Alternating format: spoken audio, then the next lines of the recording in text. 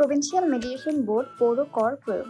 যদি সম্পত্তির কর পরিশোধ না করা হয় তাহলে পৌরসভা জমির মালিকানা নিতে পারে। পৌর কর প্রয়োগে প্রাদেশিক মধ্যস্থতা বোর্ড এর সীমিত ভূমিকা রয়েছে। মালিকানা গ্রহণের প্রক্রিয়া শুরু করার জন্য পৌরসভাকে প্রভিন্সিয়াল মেডিয়েশন বোর্ড থেকে সম্মতি নিতে হবে। তবে 17,500 এর কম মূল্যের অব্যবহৃত সম্পত্তির জন্য প্রভিন্সিয়াল মেডিয়েশন বোর্ড থেকে সম্মতি প্রয়োজন হয় না, যেখানে 6 মাসের নোটিশ প্রদানের ঠিক আগে 2 বছরের কোনো কর পরিশোধ করা হয়নি।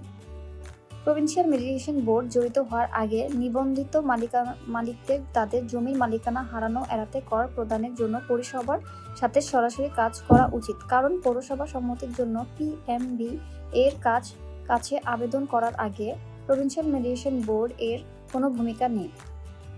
প্রভিন্সিয়াল মেডিয়েশন বোর্ড বকেয়া করের পরিমাণ নির্ধারণ বা মূল্যায়ন সম্পর্কিত বিরোধে জড়িত নয়। প্রভিন্সিয়াল মেডিয়েশন বোর্ড এর ভূমিকা হলো নিবন্ধিত মালিকদের সাথে কাজ করে বকেয়া কর পরিশোধের জন্য একটি মাসিক অর্থপ্রদান পরিকল্পনা স্থাপন করা।